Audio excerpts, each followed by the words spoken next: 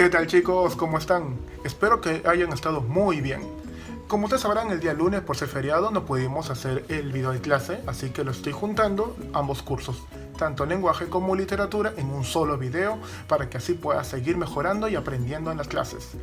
Como te percatarás, en el área del lenguaje, en nuestra separata nos menciona mucho lo que es barbarismos. Pero antes de entrar a barbarismos, yo quiero explicarles una situación que sucede con muchas personas. A veces escuchamos a una persona que, digamos, expresa incorrectamente, ¿no? Tiene errores al hablar, como hay gente que tiene errores al escribir, ¿no?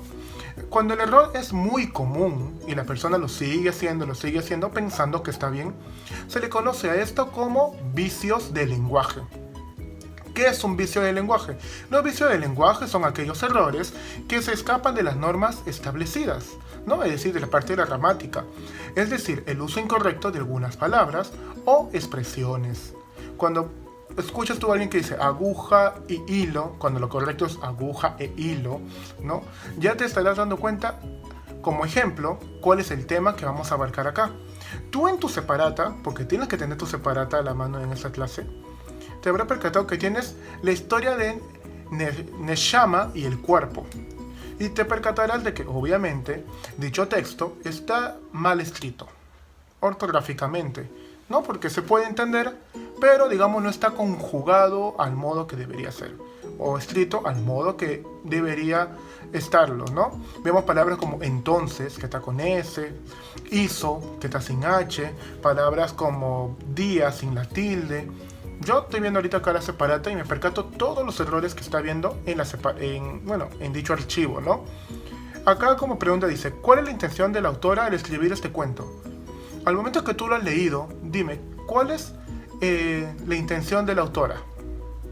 Obviamente la intención puede ser en base al texto, ¿no? Que nos quiere tratar, o en base a lo que está escrito. Porque un texto así se puede entender. ¿Te parece atractivo leerlo? Puede ser que por ser la primera vez que lo veas así te llame la atención. Pero ¿qué pasaría, digamos, si los profesores escribiéramos así? ¿O qué pasaría si los periódicos, las noticias estuvieran así? Obviamente, estaríamos, digamos, en vez de avanzar más, estaríamos retrocediendo, ¿no? Porque en vez de mejorar, obviamente nos estamos conformando con el poco aprendizaje que uno poco a poco tal vez ha aprendido. En el fragmento que tenemos es lo siguiente. Lee el siguiente fragmento y subraya los posibles errores. Y ahí vemos la imagen, digamos, de unas aves y dice, ayer fui a una pelea de gallos. La mayoría de la gente apoyó al ajiseco. En cambio, yo di todo mi dinero al Carmelo. Tenía mucha fe a ese gallo y a todo el público. Vio el triunfo de aquel gallo. Yo hago por ti todo lo que quieras, me dijo mi enamorada al enterarse del tiempo. Ustedes se percatarán que este fragmento, como parte histórica, pertenece a la obra El Caballero Carmelo, en la cual el caballero, por tener un color como el caramelo, ¿no? Se hace llamar Carmelo, que era un gallo de pelea, y su batalla final es con el gallo llamado el ajiseco, en la cual en esta batalla obviamente el caballero Carmelo pierde, después se deprime y por último se muere. Bueno, creo que hice mucho spoiler sobre el final, ¿no? Pero ustedes también pueden ir averiguando. Acá nos menciona algo muy interesante. Todas las palabras erradas que has encontrado se llaman barbarismos. Un barbarismo es toda la transgresión de la norma impuesta. Como mencioné, ¿no? Que a veces uno habla porque piensa que está correcto, como lo está mencionando, por el uso adecuado del idioma. Un vicio frecuente de los hablantes es acentuar y tildar incorrectamente algunas palabras. La palabra fe, por ejemplo, algunos tildan la palabra fe y en sí no se tilda. Y ustedes se dirán, profesor, ¿pero por qué no se tilda? Simplemente porque, primero, que se tildan aquellas palabras para diferenciarlos.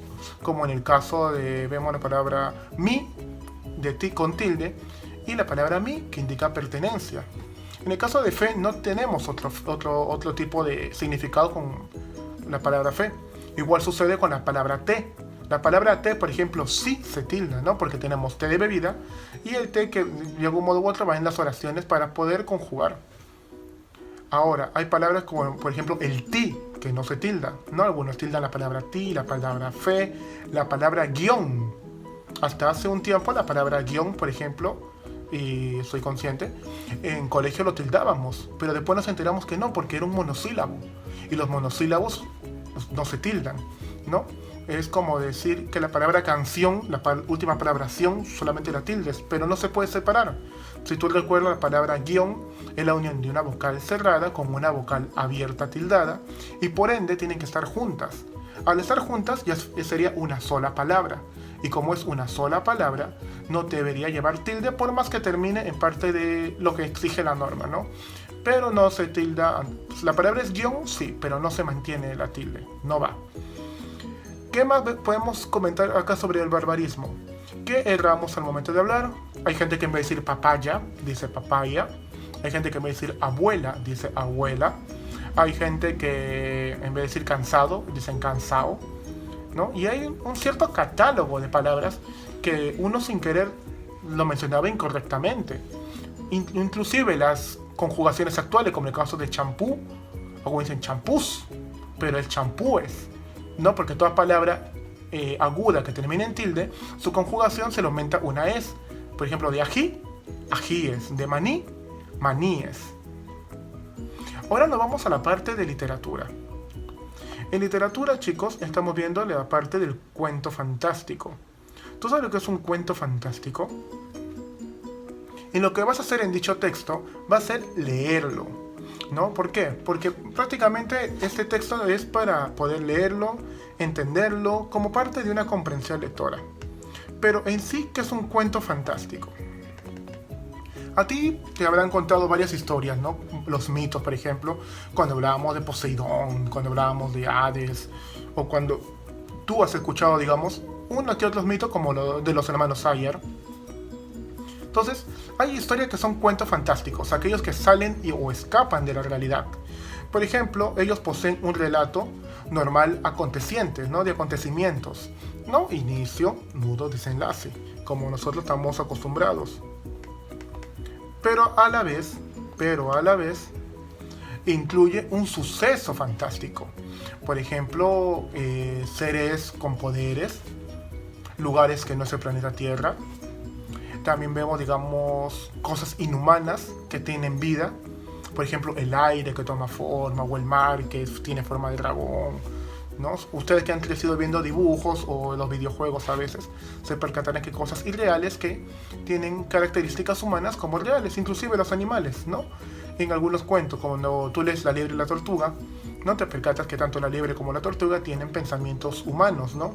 De que voy a dormirme, que el otro no me va a ganar, y el otro continúa, y la tortuga continúa hasta que le gana a la liebre que se quedó dormida.